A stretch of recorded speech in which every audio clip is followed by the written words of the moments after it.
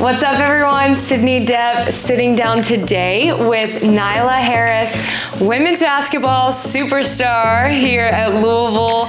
Nyla, who are you? On the court, I'm a very passionate player. I hold myself to a high standard, and off the court I'm a Christ lover. I love Jesus. I love the stories in the Bible about how he's not this perfect man. He's been through every single struggle that we've been through. So talk a little bit about your progression in your basketball career and maybe those major moments in your career that helped you level up. Statistics aren't like perfect. Like, you're gonna have a bad day, but I feel like you can always step up to the plate and like give it your all, because like that's not on a stat sheet, but like that's something that's like in you, and like people will remember it. Exactly.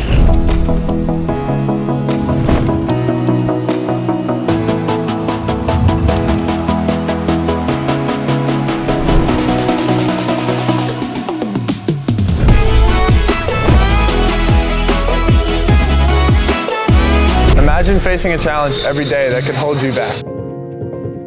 But for me, type 1 diabetes isn't a limit. It's a reason to inspire others. Spencer Stand is here to show kids that they can chase their dreams, no matter the obstacle. Through game day experiences, personal workouts, and virtual chats, Spencer Stand brings support, hope, and empowerment to kids with diabetes. Join me in making a stand. Visit spencerstand.com to learn more.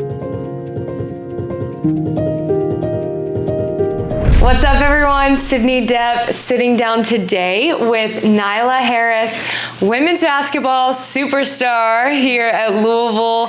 Nyla, who are you? Yeah. Like, who are you on the court and who are you off the court? Yeah, I would definitely say on the court, I'm a very passionate player. I hold myself to a high standard. I feel like I bring a good presence of just like energy and being able to sustain, adversity and being able to keep playing as a player. Different, like I feel like I'm that kind of leader role on this team as well. On the court, some other things, I would just say I'm a very high energy player. I thrive off of like dirty plays. Like, I'm like kind of like a piece that like every team kind of needs, like in terms of getting rebounds, steals, like kind of getting deflections, just playing both ends very well. And off the court, I'm honestly just funny. I love to have a good time. I love to have fun with my teammates. I love to have fun with some friends outside of my team. I feel like as I've grown up to this point, I've really became more in love with being with myself, and I think the better I know myself, the better I can treat somebody, the better I can interact with anyone. So I think that's very me. And off the court, I'm a Christ lover. I love Jesus. I love the stories in the Bible about how he's not this perfect man. He's been through every single struggle that we've been through. So I think that when I think of being a Christ lover, I really, really look up to him. He is my focus. So I love it. Yes. You're number one. Yes. Yes. That's the way it should be. So, oh wait, hold on. And my mom would, I know if you guys post this, my mom is literally gonna DM me and be like, "He didn't say anything about us." So I'm a very family-oriented daughter. I love my sisters. I have a baby sister named Naomi. She's 14, and then Natalie, which is 17. And yeah, I'm the oldest.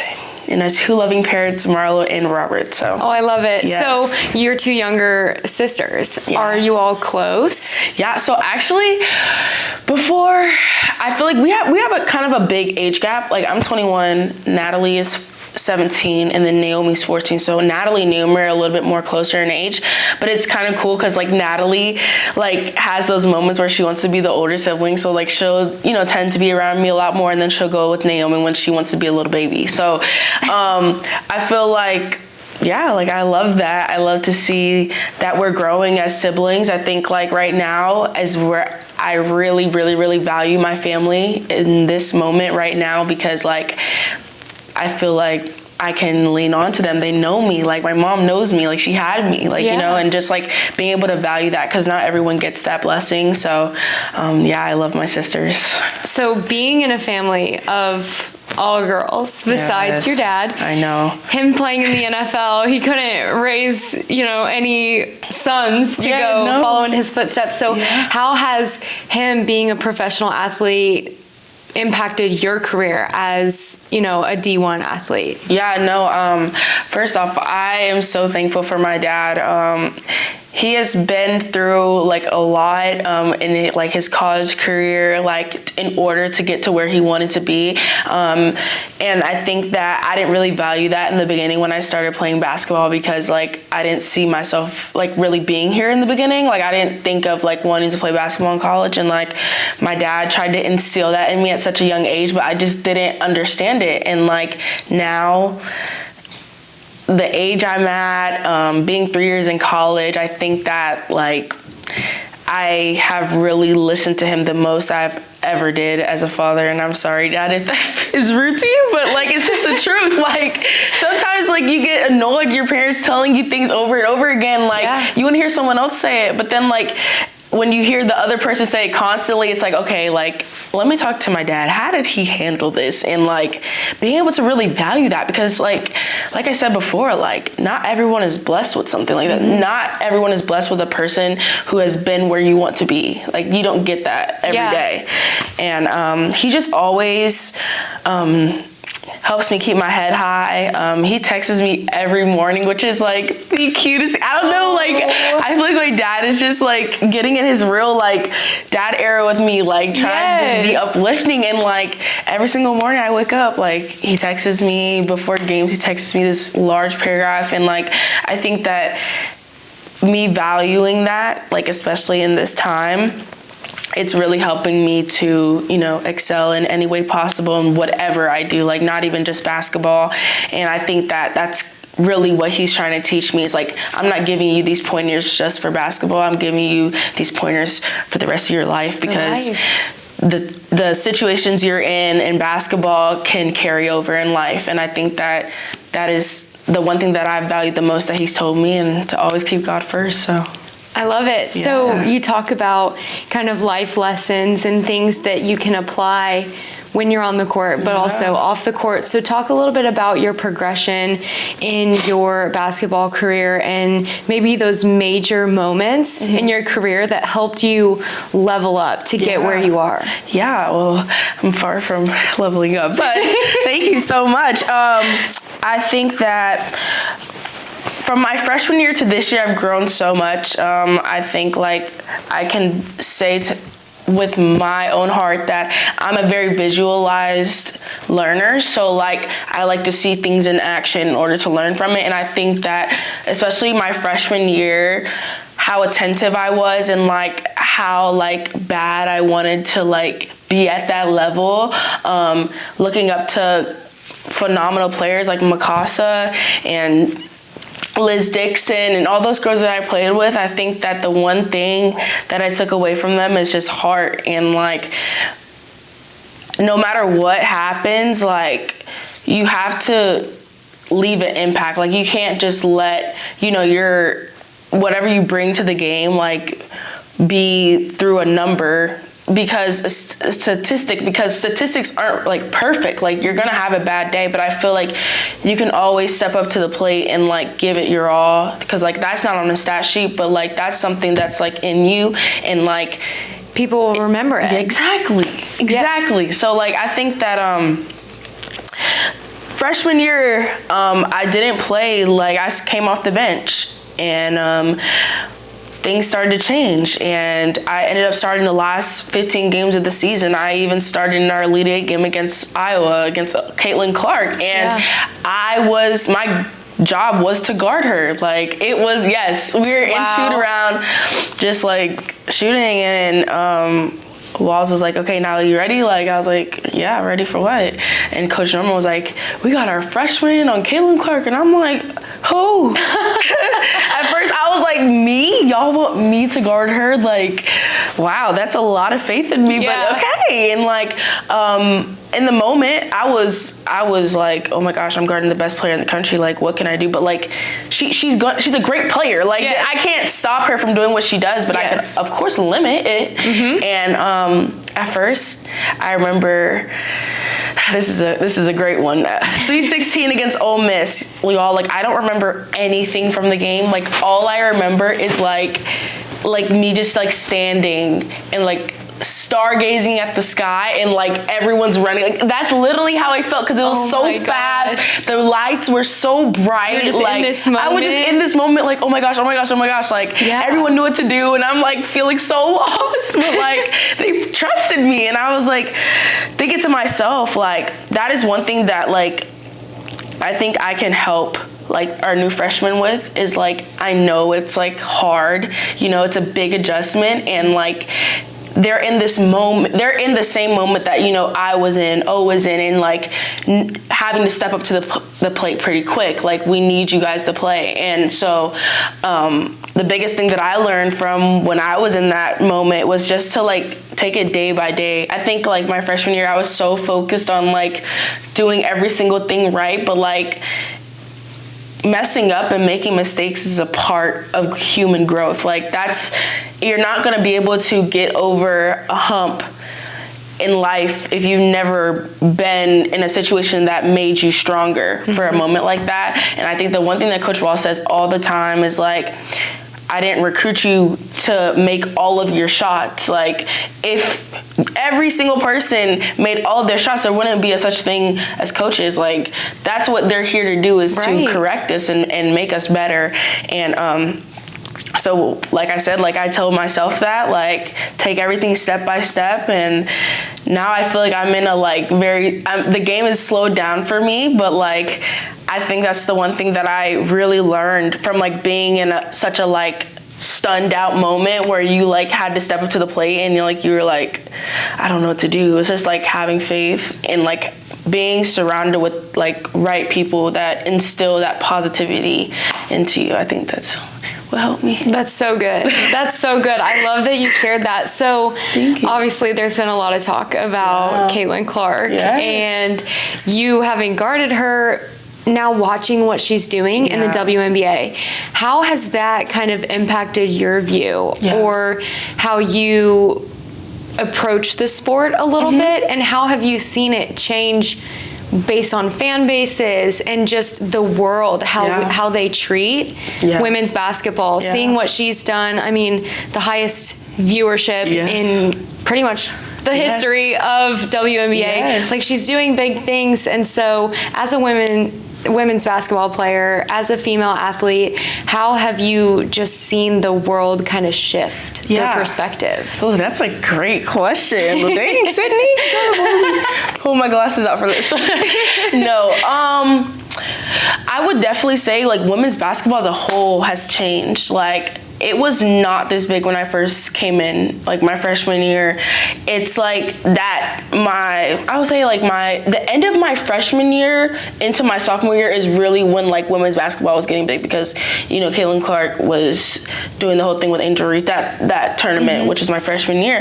And I think the biggest thing is like, about our game as women's basketball players, we're very like fundamentally sound. Like, we don't do stuff, like, no offense to the NBA, I'm not saying anything on y'all's name, but like some of the things that guys do, we can't do. Like, we can't, like, I mean, Brittany Griner's as close as it's gonna get to like a LeBron James. Like, we don't have that. So like, I feel like in the NBA, it's really like athleticism over kind of skill in some aspects of the game, but like with WNBA, it's really like skill. You have like a few of those girls who are freak athletes, but like it's really about like coming off a screen hard, pop back, like doing things that like me as a college basketball player could be like, ooh, I could see why she did that. Oh, I could see how if I was in that situation, I could fix it just off of watching the game. Yeah, you can apply it. Exactly.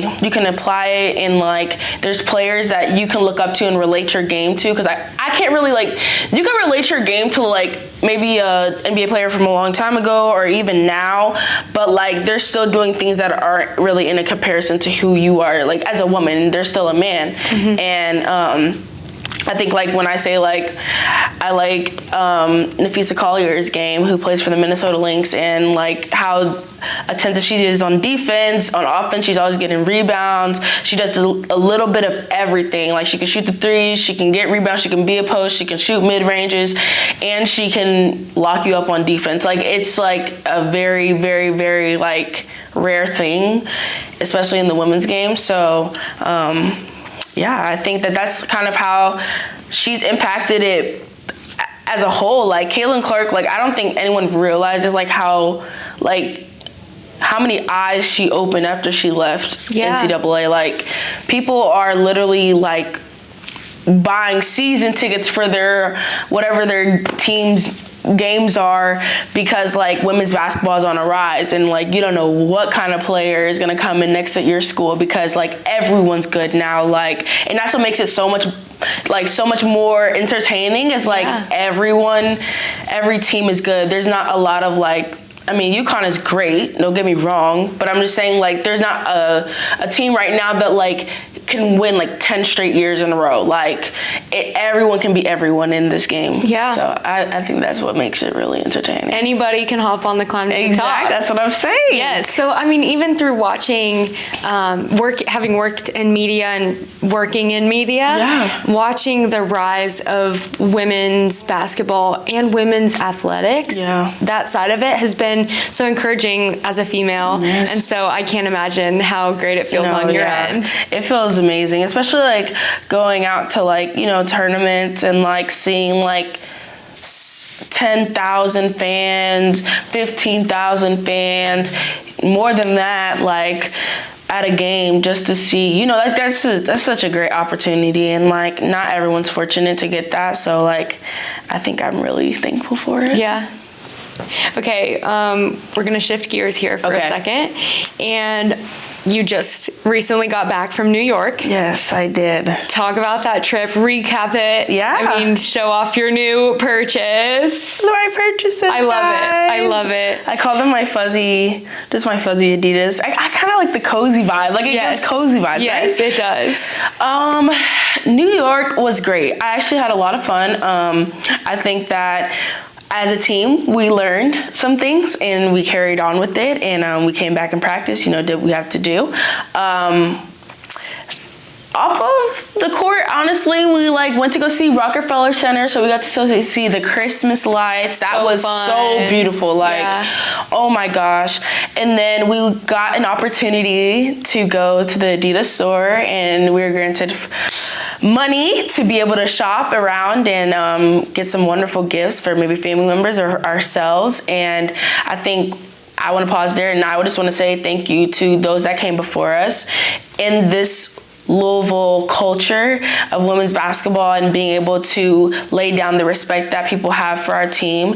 And it wouldn't have been possible without those wonderful ladies who have come before us and kind of laid down that, I don't even know what to say. Foundation, kind of. Yeah, that foundation for us to, you know, learn from. So, yeah, but I loved it. I really enjoyed New York. Got some great, I actually got this shirt too from Adidas. I love it. Yeah, I had to find some pieces because, like, I have, like, good, like, pants and stuff, but, like, sometimes I like to throw in a little couple things in there. And it could color. Be Adidas.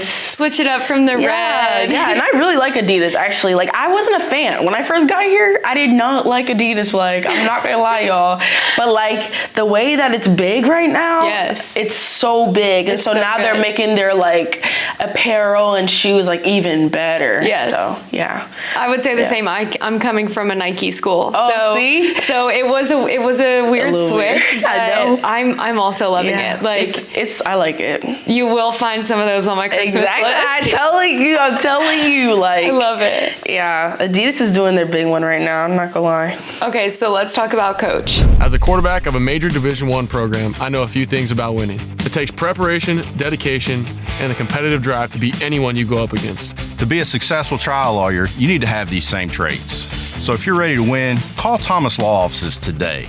Yes. What's your relationship with him like? Yeah, I'm gonna be honest. Freshman year, I was very scared of him. Like, I literally would not talk to him. I would talk to him and like hee ka ka ka, laugh, and like still be scared of him. I'm just keeping it a buck. But sophomore year, he sat down with me. He told me like, I want to be able to have that relationship with you off the court, and things aren't going to get better on the court for you if we can't have that, relationship as a coach and a player. And I was like, you're right, coach. Like, I really admire that you said that, because he's valuing me as a player. He wants to get to know me, and he wants to be able to help me and inform me into the player that he wants me to be. But I really look up to him. Like, I think junior year for sure, like the things that he's saying are like, I can understand like why he may be feeling that way, or what he wanted on that play instead, or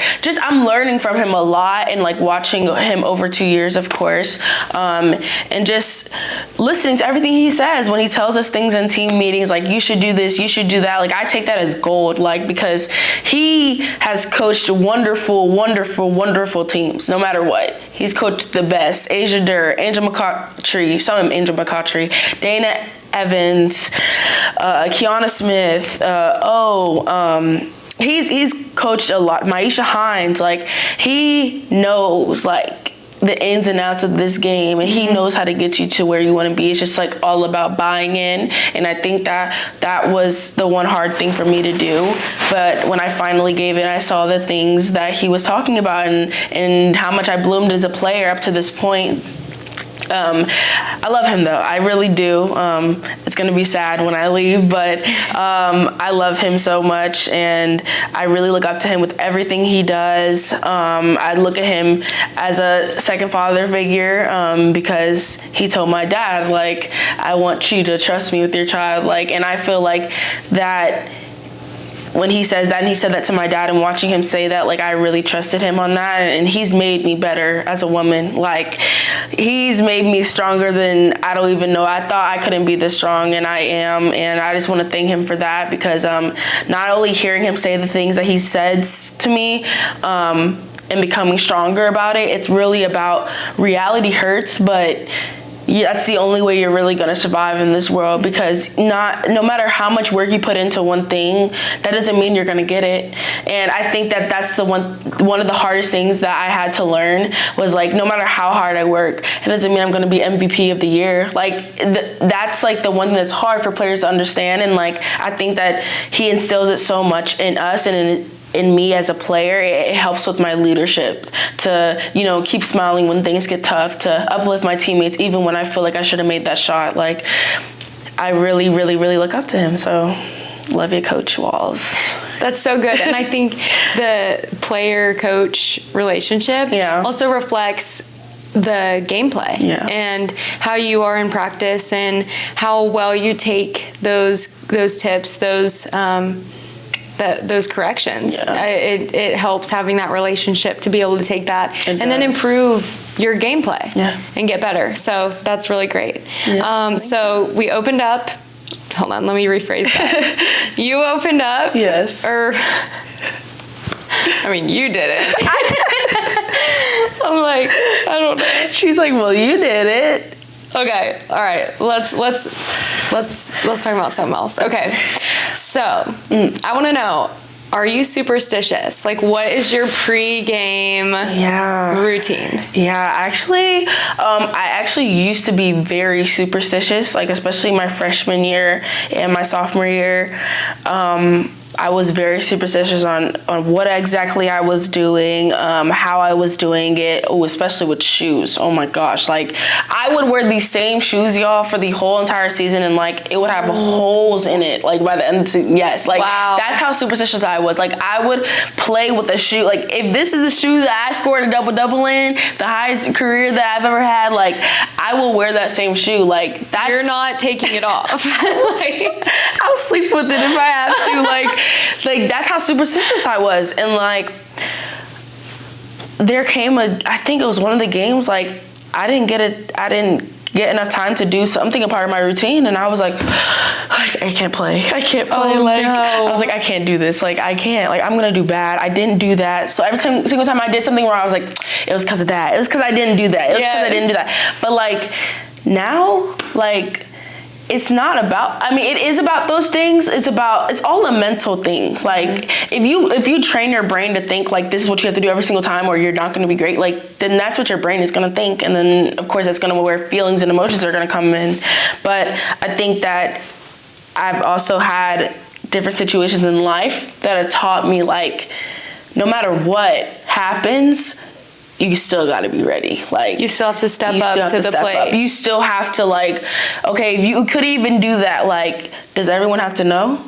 Or could you just not let anyone know, you know? Yes. Like, it's just like different things like that. And I feel like now, time management was another thing that I struggle with. Like time management was like one of those things where I didn't really know about time, and I think that I don't know how to word this because I don't want it to be confusing, but like time kind of taught me like I can't be superstitious because like I feel like you can give yourself like an hour, but it's like what you do in that hour, because like I could be, you know, doing like many different things and then like I lose track of time, like then I have to move on to the next. And I think that time management is the one thing that like as a college player, like it is huge. Like it is something that you have to really value in, because like just because I feel, okay, let me rephrase that. So like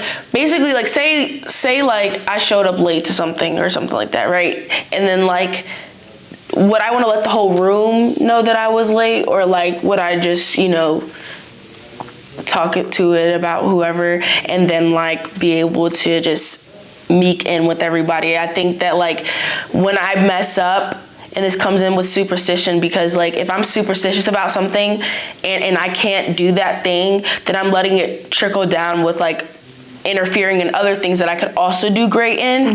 And I think that comes in with like meditation. Like I literally meditate before every single game. Like I want to do it after we come in from the 90-minute mark, in that between the 90-minute and the 60-minute mark, I meditate for 4 minutes. Like 4 minutes is all I need.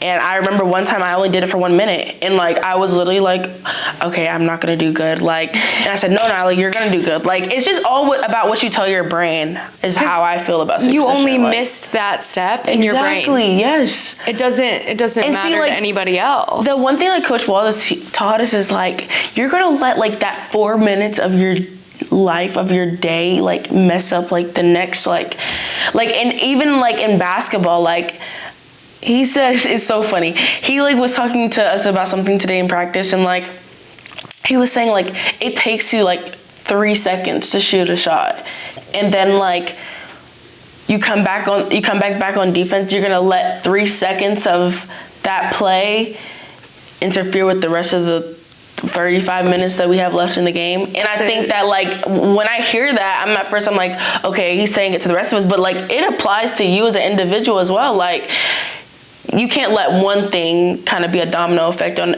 everything that you do. And I think that that's kind of how I look at superstition, because I kind of think it's like kind of a barrier of you being great in life, because you have to be able to go through different things in order to like, you know, blossom into the person you want to be, because it comes with time. You have to be able to bounce back. That's so good. Yeah. I love it. Okay, so we're going to switch gears again. Okay. Just shift the gear here. Shift the gears. Okay, so opened up ACC play last week. Yes. And you hit a double-double in your game against Grambling State. Yes, I did. How exhilarating was that? Oh my gosh, it was actually relief because like one thing about me, I love to get my rebounds and I love to get my double-doubles, and like she just was hiding from me. I was like, where are you? And like that really was like a trampoline for me because like now I feel more confident in myself now, and I feel like now I can, you know, do the things. I have something to achieve for. I have a goal now, and pushing myself to do that because it's for the betterment of our team. And I really love when I play like that because it's kind of like contagious and the energy feeds off on everyone else, and that's my goal, is to come in with that same energy every game. Yes, we opened up ACC week. Yes. Not the way we wanted to, but I know that these girls are willing to get better, and it is a new team, like I said, but we're really training the minds to understand that you got to be able to step up to that plate. Like, you have to be able to learn fast. And I know it's hard, and I know it's like, feels like you're like drowning, but like, know that we're here for you as veterans, as upperclassmen. Like, I have been in your position before. I know how that feels. So just knowing that, you know, everything is a process, and take it day by day, game by game, practice by practice, and not, you know, like jump so far ahead for our team. We kind of are a team right now that just needs to stay in the now and really what's going on. And that's how we're going to get successful and continue to win. Yes. Invest in the now. Yes. So with your double-double, it's almost like a reminder of what you're capable of, and how you can go beyond that. Yes. And keep growing. Yeah, I think like that's the one thing about me. Like, when I do, like, say I get a career high, like, okay, the next, you know, thought in my mind is, how can I get higher than that? Like, that is the one thing that, like, I continuously, is really why I go so hard as well, is because like I'm always trying to beat the next thing, and that's just how I'm wired. So when you're preparing to take on the next team, because there's always another game coming, depending on the outcome of the last game, it doesn't matter. It doesn't matter. You got to look to what's next. So what does your prep work look like throughout the week to prepare for game day? Yeah, so the consistency is my biggest like thing right now, and staying consistent in what I do, because I know that if I stay consistent, then I'll get the results that I, you know, want to get, because what you put in is what you get out. And prep work for a game week, let's see. We'll have practice, of course, and a lift, probably like 2 days out of that week. I know, like, for me, like, I do get extra shots up, do extra things just to keep my game sharp, and continue to stay confident, because I feel like outside work for me is gaining my confidence, which makes sense, but like for me it actually does build my confidence. So the more I do it, the more confident I feel, and then the more like it becomes a routine. Let's see what else. I think that game day, I'll wake up, go to shoot around, and we'll shoot around. And then after everyone leaves, I'll work out. Like, usually it'll be nobody in the gym, so like I'll work out with my coach. But like not like a hard workout, it was just like, you know, different pointers, different things to just, my routine, the things that I do a lot in the game is what I get reps of. And I shoot my free throws, and then I gaze at the court. Like, it's kind of weird, but like I gaze at the court, visualize myself like doing good things, and then head to the locker room, take a shower. Then we go eat pregame meal at Sidebar. Love y'all. And then I come back to the gym and get ready for the game. So that's really what my prep work looks like, because like I feel like I have to do my daily devotional. Like, that is like something that's instilled in me now, and I'm so proud of myself for that. Like, I literally can't go to sleep without doing it. Like, I will feel so guilty. Like, I'll be like, gosh, like, God, but I'm really tired. No, but I have to do it. Like, and like now it's like trained my mind to just, you know, and even like reading, that's another part of my routine that I did not say.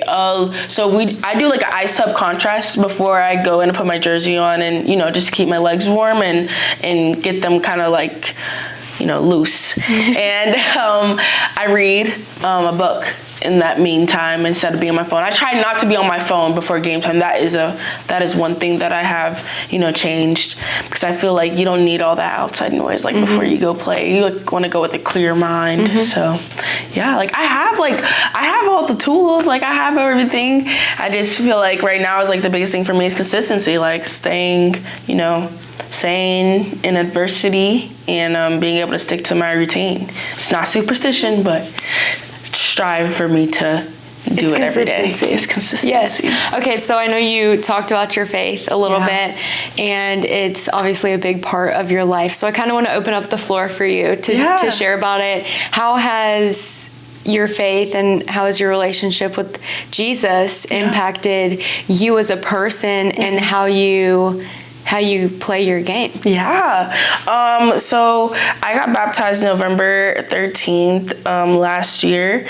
It was a big moment for me, just giving myself to Christ. And I feel like before that, I knew who Jesus was. I went to church with my family. I did all those things, but I really didn't know, who he really was and the power of him and how much he can impact your life if you just invest in him. And college definitely woke me up with that. I was very fortunate to have such a role model like Mikasa Robinson, who was a Christian athlete. She of course played on my team at the time, and she just always reminded me of understanding that God has a way, he has a will. That situation didn't happen for you, or you didn't get that award because God didn't want you to get that. Not because the world didn't like you and didn't want it, but it's because he has something bigger planned for you. And I think that it's so hard when you're trying to get to that goal so fast, but God is just looking down at you come back here. I've got something better for you. I have something better for you, and I think that she really instilled that in me, and she gave me devotionals.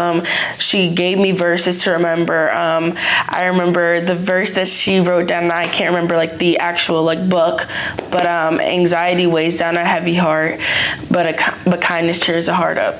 So, and I just feel like that verse really helped me to understand that in times of my anxiety, when it takes over me, to just remember that God has me. And the more I stress out about it, the more stress is going to be on me. And why don't I cast happiness on others so then I feel more happy with myself? Small different things. I feel like my growth from my freshman year with God to now is I'm so trusting in him. I trust him so much, and he saved me from a lot of things. He saved me from going down that wrong road, being tempted by the devil, because sometimes the devil is disguised as God, and you think it's him, but it's really not. And that's where the hard part comes in on how deep is your relationship with God, because that's what he's putting in front of you to see. Can you tell the difference between me and that other voice? And I think that that's the one thing that I look for every day is who can I help make a smile for? Who can I impact today? Whose life hasn't been the best on the team, and I can, and just a simple fact of me talking to them and asking them how they are, and letting them know I can pray with them if they need that, and praying over them at night. I pray for my team every single night, and I think that that's so important. I think it is. I personally think it is, because he's willing. He's the God. He's not a human. I feel like you put your trust in humans, and humans are going to mess up. We are just born first woman and man were sinners.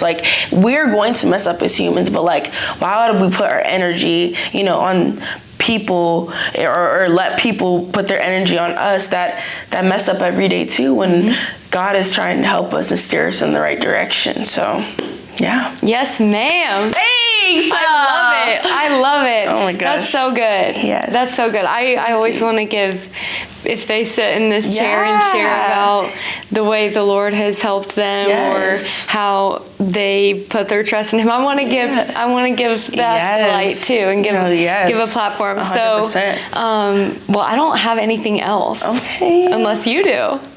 Unless there's anything else you want to share. Go Cards and I love you, Card Nation. How's that? Or wait, is that way? I think on the camera. No. Is it this way? Well, it's because we're flipped. We're flipped. No, it's that way. Okay. Whichever way it is. No, it's the other Cards. way. Because see. Oh yeah, they'll be able to read it, right? So it is this way. Yeah, this is. Go Cards. Go Cards.